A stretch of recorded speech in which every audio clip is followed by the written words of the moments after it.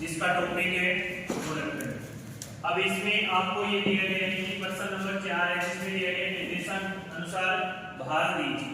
कहने का मतलब है जो आपको ब्रैकेट में वैल्यू दी गई है भाग के लिए उस संख्या का आपको इस पूरे पद पे क्या देना है भाग। अब देखिए सबसे पहले इसको अपन हल के रूप में लिखेंगे।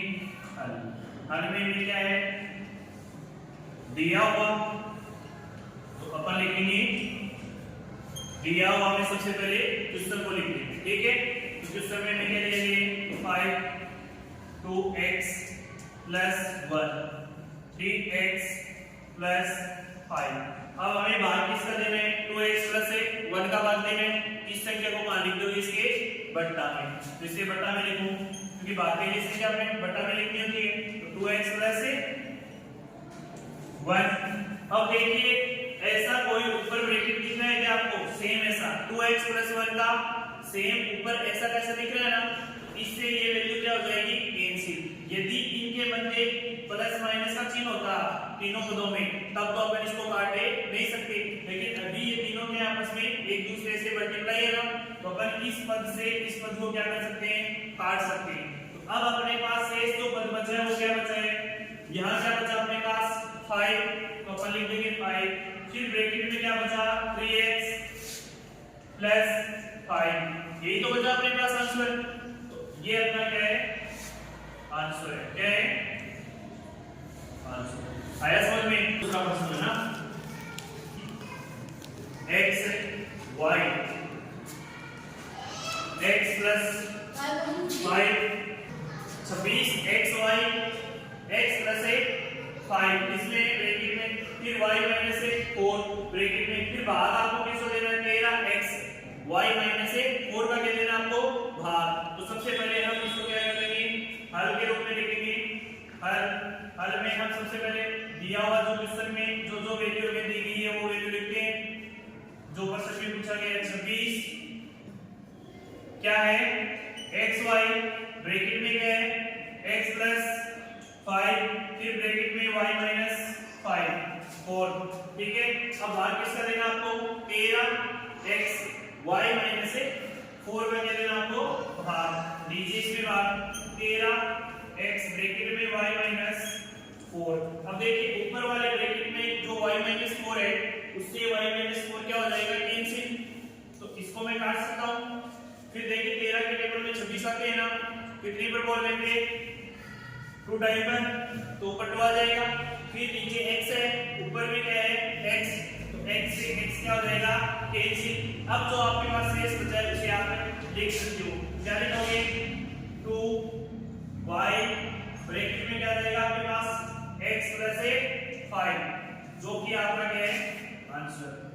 इसको आगे भी हल कर सकते हो आप, यानी इस ब्रैकेट को क्या कर सकते हो आगे हल। इसका दूसरा आंसर है वो क्या है देख लीजिए, यहां लगा के आप लिख सकते हो इसको 2y को अंदर भेजोगे तो 2y किससे मल्टीप्लाई हो जाएगा x से, यानी ये वैल्यू किससे मल्टीप्लाई हो जाएगी x से, तो क्या आ जाएगी 2x y।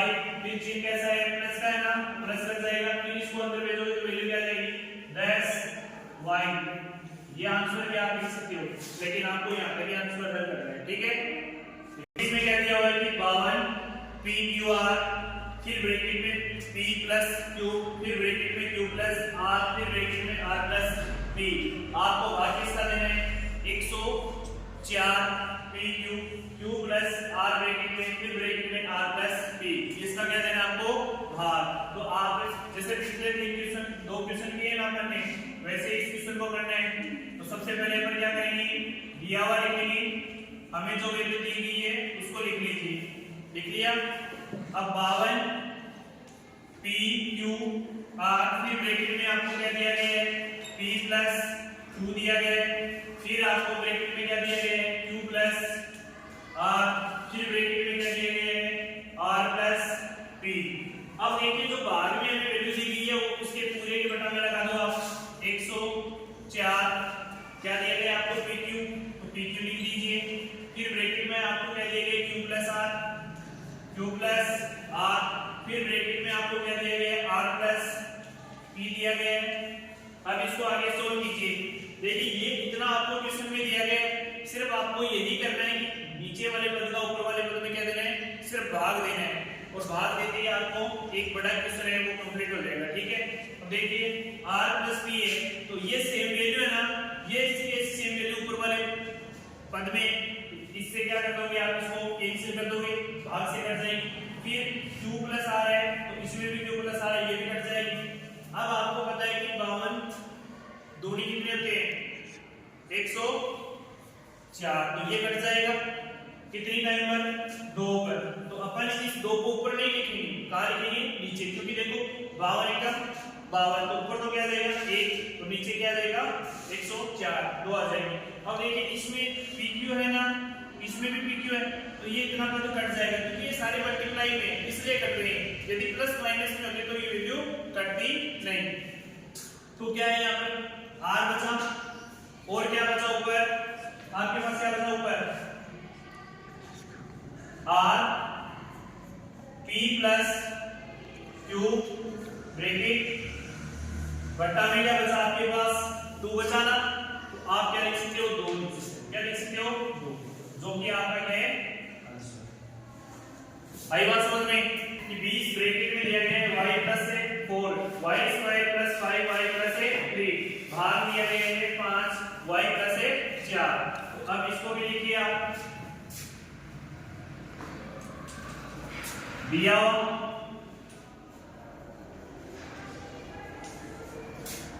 20 y + 4 फिर y² + 5y + 3।